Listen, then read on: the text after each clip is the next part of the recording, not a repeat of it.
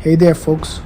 Tonight we're diving into the murky depths of international finance with a look at something called economic sabotage.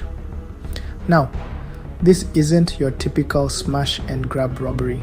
It's a far more insidious process, often orchestrated by shadowy figures known as economic hitmen. John Perkins, a former economic hitman himself, blew the lid off this whole operation in his explosive book, Confessions of an Economic Hitman. He paints a chilling picture of how wealthy nations, corporations, and individuals manipulate developing countries for their own gain.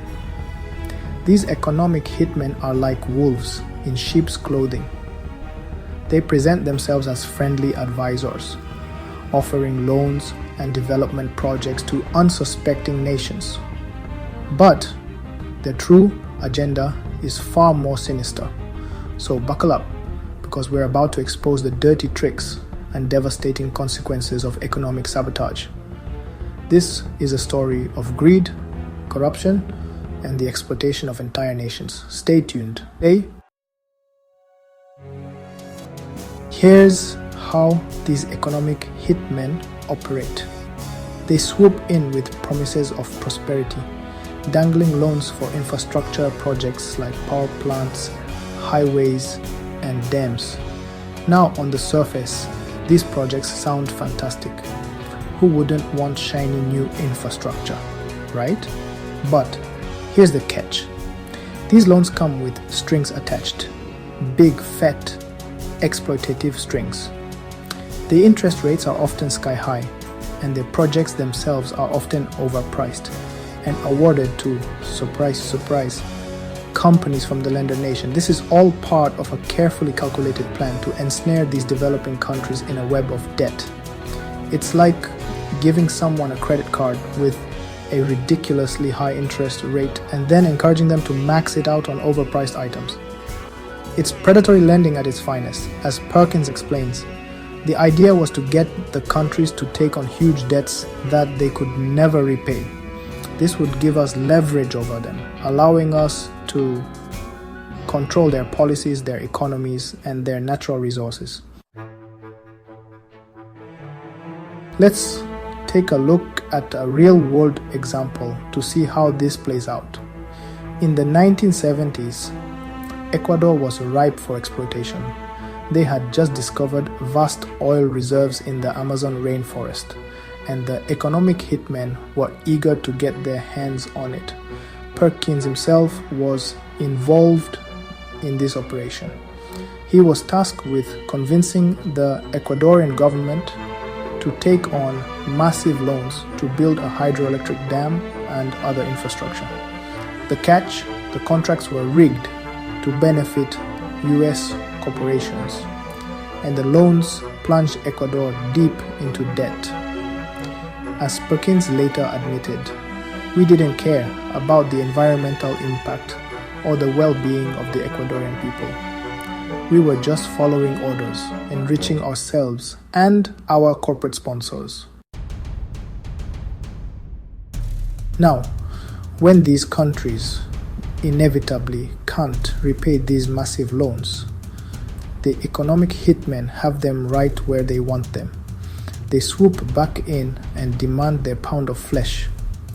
They force these nations to implement austerity measures, slashing social programs, privatizing state-owned assets, and opening up their economies to foreign exploitation. It's a recipe for disaster, leading to increased poverty, social unrest, and political instability. The impact of these policies is devastating, Perkins writes. They lead to the impoverishment of millions of people, the destruction of the environment, and the destabilization of entire regions. Section 5. Beyond Ecuador, the global reach of economic hitmen. And it's not just Ecuador. Perkins claims that this economic sabotage has been deployed in countries all over the world, from Latin America to Africa to Southeast Asia. It's a global system of exploitation that benefits the few at the expense of the many. Think about it. How many developing countries have you seen struggle with crippling debt, poverty, and political turmoil? It's often not a coincidence. It's the result of deliberate manipulation by economic hitmen working in the shadows. This system is still in operation today, Perkins warns.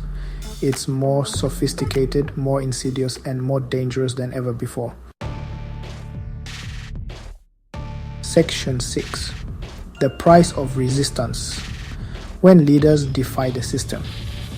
Now, not every leader rolls over and lets these economic hitmen have their way. Some have the courage to stand up and say no. They refuse to play the rigged game and instead prioritize the well-being of the people over the greed of foreign powers. But there's a price to be paid for defying the system. Leaders who dare to resist often find themselves facing intense pressure, economic sanctions, and even assassination attempts. Perkins himself witnessed this firsthand. He describes how several leaders who refused to bow to the demands of the economic hitmen met untimely and suspicious ends. When economic hitmen fail, Perkins writes, the jackals are sent in. Section 7. Confessions of an Economic Hitman. Exposing the truth. Now, some folks might dismiss Perkins' claims as the ramblings of a disgruntled former employee. But here's the thing. His story has been corroborated by numerous other insiders, whistleblowers, and investigative journalists. The evidence is out there, hidden in plain sight. All you have to do is connect the dots and follow the money. And it's a trail that leads straight to the doors of powerful institutions and individuals who benefit from this rigged system.